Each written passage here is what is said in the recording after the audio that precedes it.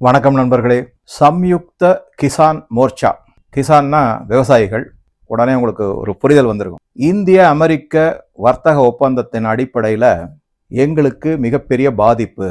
யாருக்கு? விவசாயிகளுக்கு. அதனால நாங்கள் போராட்டத்தில் இறங்க போகிறோம் அப்படின்னு அறிவிச்சிட்டாங்க. சரி, என்ன முன்னெடுப்புகள்லாம் செஞ்சுருக்காங்கன்னா, February 4 அங்கங்கே சிறு சிறு போராட்டங்களை நடத்திட்டு வந்துட்டு இருக்காங்க. குறிப்பாக பஞ்சாபில் இருக்கக்கூடிய விவசாயிகள், அவங்க தான் டெல்லியிலையும் பார்த்தோம். 2-3 முறை அவங்க விவசாயிகள் போராட்டம் நடந்தது. அது இந்த விவசாய சட்ட திருத்தத்துக்கு எதிராக, புதிய சட்டத்துக்கு எதிராக நடத்தப்பட்ட போராட்டங்கள். அதில் தகாத செயல்களும் பலது நடந்தது. இந்திய கொடி அவமானப்படுத்தப்பட்டது. எல்லாமே நம்ம பார்த்தோம். எதனால இது அப்படின்னா, வழக்கம் போல இதன் பின்னணியில் காங்கிரஸ் தான் இருக்கு. இதற்கு முன்னாடி நடந்த 2 மிகப்பெரிய விவசாய போராட்டத்திலையுமே காங்கிரஸ் மற்றும் ஆம் ஆத்மி பார்ட்டி மற்றும் இந்தி கூட்டணியில் இருக்கக்கூடிய பல கட்சிகள் ஒன்னா சேர்ந்தாங்க. அது எல்லாமே பிசுபிசுத்து போச்சு அப்படிங்கிறதையும் பார்த்தோம். விவசாய சட்டத்தை பாரத பிரதமர் திரும்பி பெற்றுக்கொண்டார் அப்படிங்கிறத பார்த்தோம். ஆனா அது மறைமுகமாக பின்வாசல் வழியாக பல மாநிலங்கள்ல முன்னெடுக்கப்பட்டு இப்ப நடைமுறைக்கு வந்து விட்டது. அதுல குறிப்பா நான் பல தகவல்களை 1-2 வீடியோல ஷேர் பண்ணியிருக்கேன். தமிழ்நாடு முன்னோடியா இருக்கு. அதுல கான்ட்ராக்ட் ஃபார்மிங்கா இருக்கட்டும், வேற மற்றபடி, அதாவது டைரக்ட் ஃபார்ம் டு ஷெல்ஃப் அப்படின்னு சொல்லுவாங்க, அந்த மாதிரி வியாபாரங்களா இருக்கட்டும், அதுல தமிழ்நாடு பின்வாசல் வழியாக புதிய விவசாய சட்டத்தை கடைபிடித்து வருகிறார்கள், நடைமுறைக்கு எடுத்துள்ளார்கள்.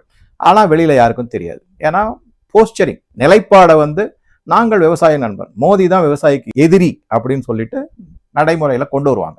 சரி, இப்ப இங்க காங்கிரஸ் என்ன மாதிரி முன்னெடுப்புகள்? 4ஆம் தேதியிலிருந்து ஆரம்பிச்சது. 12ஆம் தேதி கொஞ்சம் தீவிரமான போராட்டமா ஆச்சு.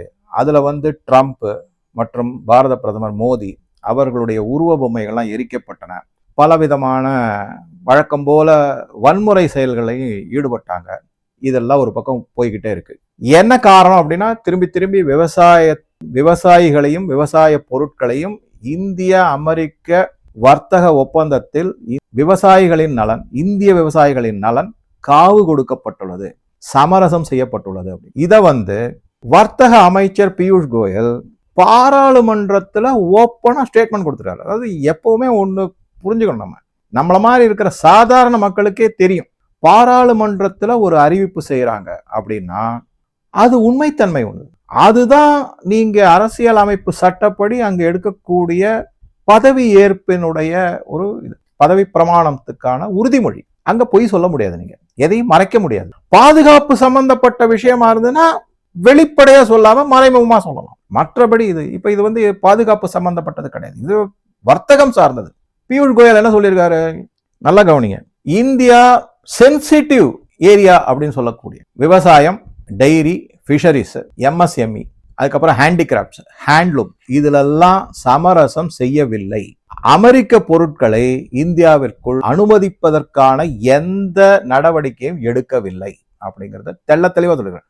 அனுமதிக்க முடியாது அப்படின்ற இது இந்திய அரசினுடைய, பாஜக அரசினுடைய, பாரத பிரதமருடைய நிலைப்பாடு அப்படின்னு தெள்ள தெளிவா ஃப்ளோர் ஆஃப் த பார்லிமெண்ட்ல சொல்லியிருக்காரு. அப்ப அது எப்படி பொய் ஸ்டேட்மெண்டா இருக்க முடியும்?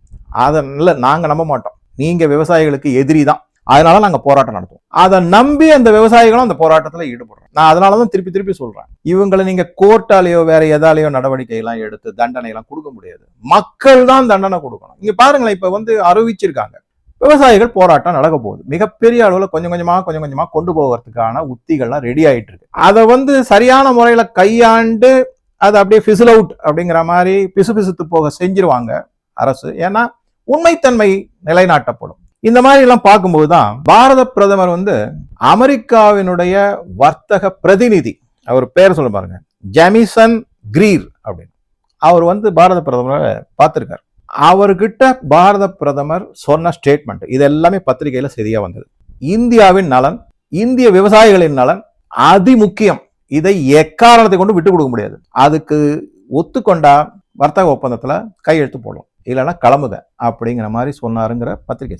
இருந்தாலும் ராகுல் காந்தி இல்ல, பாரத பிரதமர் மோடி பொய் சொல்றாரு, பியூஷ் கோயல் பொய் சொல்றாரு அப்படின்னு சொல்லிட்டு இருக்காரு. விவசாயிகிட்ட போய் கிளப்பி விட்டுருக்காரு. சரி, இதுக்கு அடுத்ததா த ட்ரிபியூன் அப்படிங்கிற ஒரு பத்திரிகையில இருந்து சில செய்திகளை எடுத்தேன் நான். ஒரே ஒரு உதாரணமாக ஒரு விவசாய பொருளை பத்தி தான் அது என்னன்னா, அதுல சொல்லும் போது அவங்க எப்படி கேப்ஷன் எப்படி கொடுத்துருக்காங்கன்னா, இது ஒரு கான்பிடென்ட் நெகோசியேஷன் நாட் காம்ப்ரமைஸ் அப்படின்னு போட்டிருக்காங்க. உறுதியான பேச்சுவார்த்தை, சமரசம் அல்ல அப்படிங்கிற மாதிரி. அதுக்கு கீழே என்ன போட்டிருக்காங்க அப்படின்னா பாத்தீங்கன்னா எனக்கு ரொம்ப இன்ட்ரெஸ்டிங்கா இருந்தது படிக்கிறதுக்கு. அதாவது ஆப்பிள் மட்டும் ஒரு பொருள் எடுத்துக்கிட்டு உதாரணமா எடுத்துக்கிட்டு அவங்க அனலைஸ் பண்ணி பதிவு போட்டிருக்காங்க. இந்த ஆப்பிளை பொறுத்த வரைக்கும் கிட்டத்தட்ட ஆஸ்திரேலியா, அமெரிக்கால குறிப்பா இந்த கலிபோர்னியா ஆப்பிள் சொல்லுவாங்க, இந்த மாதிரி பல ஆப்பிள் கிட்டத்தட்ட 6 லட்சம் டன் நம்ம இந்த ஆப்பிளை இறக்குமதி செய்யறோம் பல நாடுகள்ல இருந்து. இது வந்து அதுல இருக்கக்கூடிய புள்ளி விவரம். இதுல எப்படி சொல்றாங்கன்னா, இதற்கு முன்னாடி, அதாவது இப்ப இருக்கிற வர்த்தக ஒப்பந்தம், இந்திய அமெரிக்க வர்த்தக ஒப்பந்தம் பியூஷ் கோயல் போட்டதுக்கு முன்னாடி அதுல என்ன சொல்லியிருக்காங்கன்னா, அதாவது இந்த மாதிரி ஒரு பொருட்கள்லாம் வெளிநாட்டிலேருந்து இறக்குமதி செய்யும் போது அதற்கு ஒரு அடிப்படை விலை வைக்கப்படும். அதற்கு குறைவான விலையில இந்தியாவில் யாரும் அதை வெளிநாட்டிலிருந்து இறக்குமதி செய்யக்கூடாதுங்கிறது ஒரு கண்டிப்பான ரூல். அது சரி. இதுல வந்து எப்படி பண்ணிருக்காங்கன்னா, ஏற்கனவே இருந்தது 50 ரூபாய் அடிப்படை விலை ஒரு கிலோவுக்கு, அதுக்கு மேல 50% இறக்குமதி வரி. அப்ப 50 ரூபாய் 50% 25 ரூபாய், மொத்த விலை 75 ரூபாய் ஒரு கிலோ ஆப்பிள் வெளிநாட்டிலிருந்து இந்தியாவிற்கு இறக்குமதி ஆவதற்கான விலை. இப்ப அதை எப்படி மாத்திருக்காங்க அப்படின்னா, நல்ல கவனிங்க, அடிப்படை விலை ரூபாய் 80 அப்படின்னு நிர்ணயிக்கப்பட்டுள்ளது. இதன் மேல 25% இறக்குமதி வரி. 80 ரூபாயில 25% 20 ரூபாய். அப்ப மொத்த விலை ரூபாய் 100.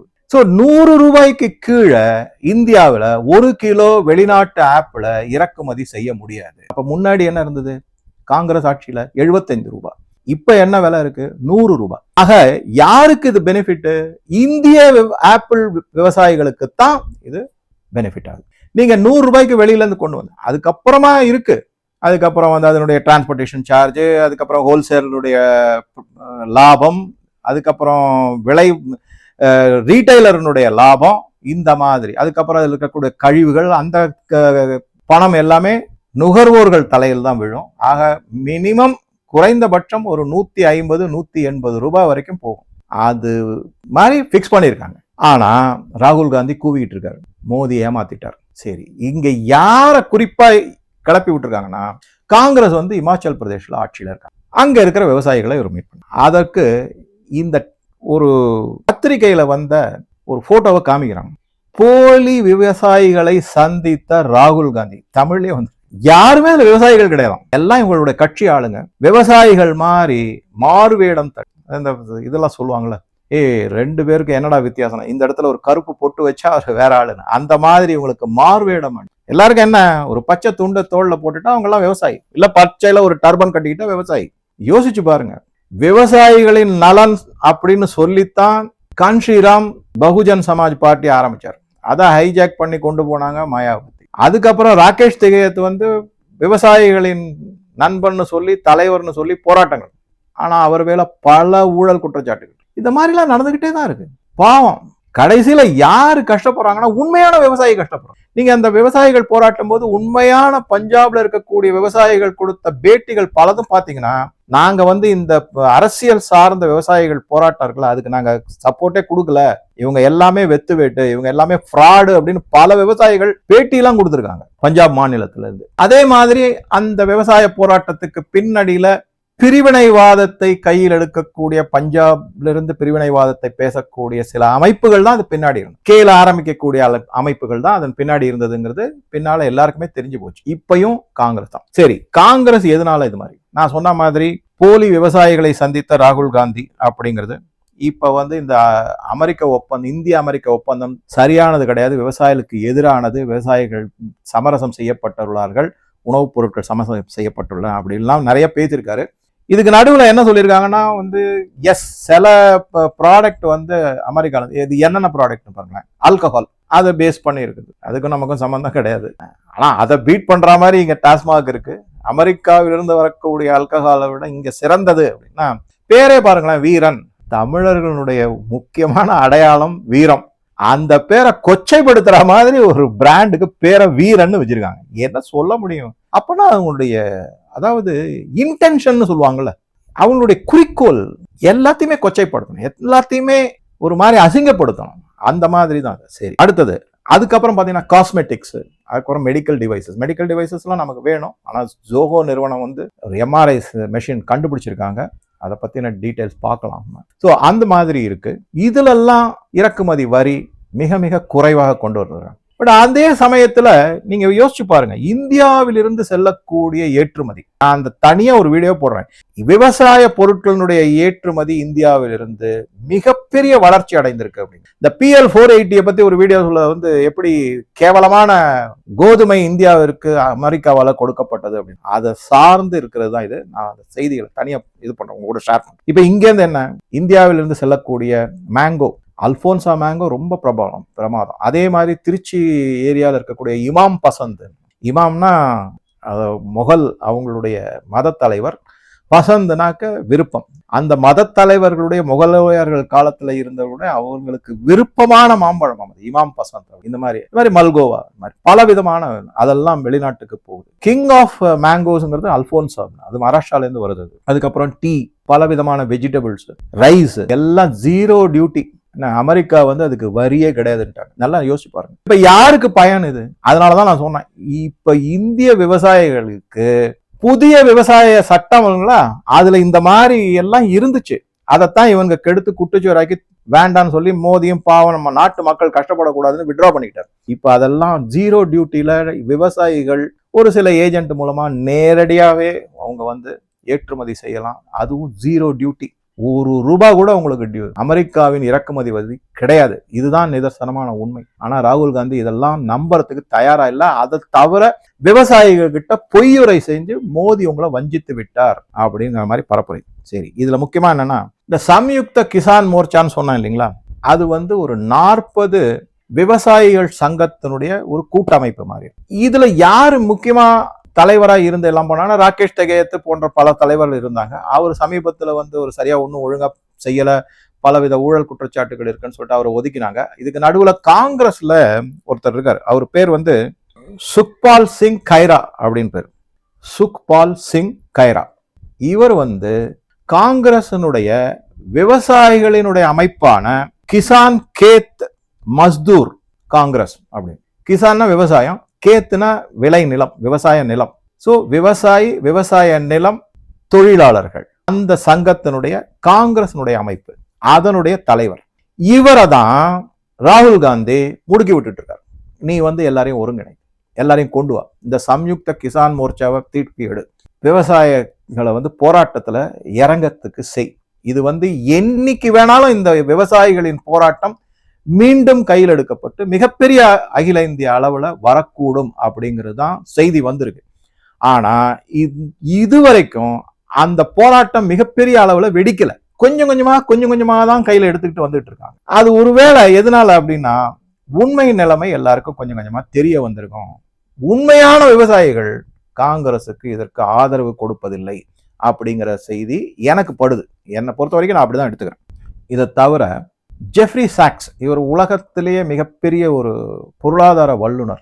அவருடைய வார்த்தைகளுக்கு மிக அதிக அளவுல மதிப்பு இருக்கு உலகத்துல. அவர் என்ன சொல்றாருன்னா, மோடி கன்சிடர்ட் நோ கிரவுண்ட்ஸ், அவர் எதுலையுமே சமரசமே பண்ணிக்க விட்டு கொடுக்கவே இல்லை அப்படிங்க.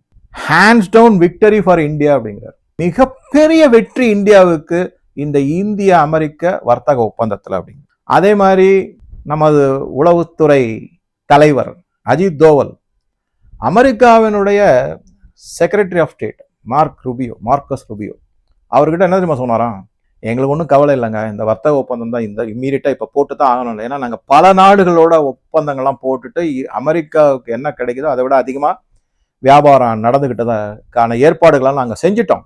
நாங்கள் வந்து ட்ரம்ப் ஆட்சியை விட்டு அகலும் வரை நாங்கள் தயாராக இருக்கோம், வெயிட் பண்ணி அதுக்கப்புறமா ஒப்பந்தத்தை பற்றி பேசலாம், நீங்கள் சொல்லிடுங்க அப்படின்னு. அதனாலதான் அவசரமா ட்ரம்ப் எங்க தன்னுடைய பண்டவாளம்லாம் கேவலமாயிடுமோ அப்படின்ட்டு தான் அவசரப்பட்டு அந்த ஜெமிசன் கிரீர் அவருக்கு வந்து அனுப்பியிருக்காரு, போய் பேசி எப்படியாவது ஒரு வழியா முடிச்சுட்டு வா அப்படிங்கிற மாதிரி. அது தவிர நடுவில் அமெரிக்காவின் சுப்ரீம் கோர்ட் ட்ரம்ப்புக்கு ஒரு மிகப்பெரிய குட்டு வச்சிருக்கு, போட்ட வரி எதுவுமே செல்லுபடி ஆகாது அப்படிங்கிறது. அதுக்கு மேல என்னன்னா, இப்ப சில பேர் என்ன பேச ஆரம்பிச்சிருக்காங்கன்னா, கிட்டத்தட்ட இந்தியாவை மட்டுமே எடுத்துக்கிட்டீங்கன்னா 40,000 கோடி ஏற்கனவே கட்டின வரிலாம் ரீஃபண்ட் பண்ணுவாங்களா அப்படின்னு கேட்டுட்டு இருக்காங்க. அது வேற. ஆனா கோர்ட்டினுடைய வர்டிக்ட்ல அந்த வரி போட்டது செல்லாதுன்னு தான் சொல்லியிருக்க தவிர ஏற்கனவே வாங்கப்பட்ட வரிகள் திருப்பி கொடுக்கணும், ரீஃபண்ட் பண்ணணுங்கிற மாதிரி வார்த்தைகள் இல்லைங்கிற செய்தியை நான் படித்தேன். ஸோ 40,000 கோடி யோசிச்சு பாருங்க. இதுக்கு நடுவுல என்ன ஒரு மிக முக்கியமான, எப்ப பாரு இதையும் உங்களுக்கு பார்வைக்கு வைக்கிறேன். இதை யாரு சொல்லியிருக்காங்க அப்படின்னா, ஆனந்த் ரங்கநாதன் ஒருத்தர், எல்லாருக்குமே தெரிஞ்சிருக்கும். அவர் தன்னுடைய எக்ஸ் தளத்துல என்ன பதிவு போட்டிருக்காங்க, 3602 விவசாயிகள் கர்நாடகா மற்றும் தெலுங்கானா இந்த 2 மாநிலங்களும் காங்கிரஸ் ஆட்சி செய்யும். அங்க மட்டுமே 3602 விவசாயிகள் தற்கொலை செய்து கொண்டார். இந்த இடத்துல குறிப்பா மகாராஷ்டிரால இந்த மாதிரி அடிக்கடி நடந்தது. தற்கொலை செய்துவாங்க விவசாயிகள். உடனே அதுக்கு தான் மராட்டி ஆக்டர் ஒருத்தர் இருக்காரு, நானா பட்டேக்கர் அப்படின்னு. அவரை ஒரு வில்லன் மாதிரி சித்தரிச்சுட்டாங்க தமிழ் சினிமாலதான். உண்மையிலேயே அவர் மிக மிக நல்ல மனிதர். விவசாயிகளுக்கு ஒரு வேண்டுகோள் விடுத்தார், உங்களுக்கு தற்கொலை எண்ணம் வந்தா என்ன மனசுல நினைச்சுக்கிட்டு உடனே என்ன கான்டாக்ட் பண்ணுங்க, உங்களுக்கு எப்படிப்பட்ட உதவி தேவைன்னாலும் நான் செய்யறேன். யாராவது ஒரு ஆக்டர் இங்க பண்ண செஞ்சிரு யோசிச்சு பாருங்க. நானா பட்டேக்கர் மிக மிக மனிதாபிமானம் உள்ள, அதுவும் விவசாயிகளின் நலனுக்காக பல உதவிகளை செஞ்சிருக்காரு. அவர் அந்த மாதிரி ஒரு ஸ்டேட்மெண்ட்டை கொடுத்தார், என்னை நினைத்துக் கொள்ளுங்கள், என்னிடம் வாருங்கள், ஜஸ்ட் ஒரு போன் பண்ணுங்க, உடனே நான் உங்களுக்கு என்ன உதவியோ நான் செய்யறேன், தற்கொலை மட்டும் செய்து கொள்ளாதீர்கள் அப்படின்னு. ஸோ இங்க கர்நாடகாவிலும் சரி தெலுங்கானாலும் சரி காங்கிரஸ் ஆட்சியில இருக்கு. 3602 பேர் விவசாயிகள் தற்கொலை செய்தாங்க. அரசு கண்டுக்கவே இல்லை. கண்டுக்கிட்டாங்க. எப்படி கண்டுக்கிட்டாங்கன்னா, அவங்களுக்கு ஒரு நிதி உதவி கொடுத்தாங்க, அதாவது இந்த காம்பன்சேஷன் அப்படிங்கிறது. அந்த காம்பன்சேஷனுக்கு கர்நாடகாவில் இருக்கக்கூடிய ஒரு மந்திரி மிக மிக அருவருக்கத்தக்க வகையில ஒரு விமர்சனத்தை வச்சிருக்கார். கர்நாடகாவில் விவசாயிகள் அதிகமாக தற்கொலை செய்து கொள்வது ஏனென்றால் அவர்களுக்கு கொடுக்கக்கூடிய அந்த காம்பன்சேஷன் நாங்க அதிகமா கொடுக்கிறோம். என்ன மாதிரி ஒரு நான் சொன்னேன் இல்லையா, இவங்க எல்லாருமே மனப்பிறழ்வு கொண்டவர்கள். இல்ல எதையோ சப்ஸ்டன்ஸ் அபியூஸ் பண்ணதுனால வெளிப்படக்கூடிய வார்த்தைகள் தன் நிலையில இல்ல, சுய நினைவுல சொல்ல வருது கிடையாது. இல்ல சுய நினைவுல வேண்டுமென்றே இந்த மாதிரி அவமானப்படுத்துகிறார். இவர்களா விவசாயிகளை காப்பாற்ற போறாங்க, அவங்களுக்கு காவலனா இருக்க போறாங்க? நல்லா யோசிச்சு பாருங்க. என்னுடைய பார்வையில காங்கிரஸ் விவசாயிகளை தன்னுடைய அரசியலுக்கு உபயோகப்படுத்திக்கிறாங்க, அவ்வளவுதான். அதை விவசாயிகள் உணரணும். பல உண்மையான விவசாயிகள், ஈவன் இப்ப தமிழ்நாட்டிலேயே பல விவசாயிகள் அந்த வெறும் அந்த பச்சை கலர்ல வெறும் உள்ளாடை மட்டுமே கொண்டு டெல்லியில போய் இருந்தார் இல்லைங்களா, அவர் பெரிய பெரிய கார்லாம் வச்சிருக்காரு. அவரெல்லாம் இன்னைக்கு ஆள் அட்ரஸே கிடையாது. ஏன்னா விவசாயிகள் உணர்ந்துட்டாங்க யார் உண்மையான விவசாயிகளின் நலன் காக்கும் பாதுகாவலன். இந்த போராட்டம் வந்துச்சுன்னா இது கொஞ்சம் கொஞ்சமா வடநாட்டுல பரவிக்கிட்டு இருக்கு, இன்னும் தென்னிந்தியாவில் வரல. ஒருவேளை எலெக்ஷனுக்கு முன்னாடி பாஜகவை தோற்கடிக்கணும்னு இதை ஒரு டூல் கிட்டா கூட உபயோகிக்கிறதுக்கான சாத்தியக்கூறுகள் அதிகம். அப்ப மக்கள் நாம தான் விழிப்புணர்வோட இருந்து, பின்புலத்துல இந்த மாதிரி பல செய்திகள்லாம் இருக்கு, உண்மைத்தன்மை என்ன, உண்மை நிலைப்பாடு என்ன அப்படிங்கறது மக்களுக்கு தெரிவிச்சு கொஞ்சம் நம்மளால் ஆன உதவியை செய்யணும் இந்த நாட்டுக்காக அப்படிங்கறதான் என்னுடைய சிறிய வேண்டுகோள். ஸோ உங்கள் கருத்துக்களை பதிவிடவும். நன்றி, வணக்கம்.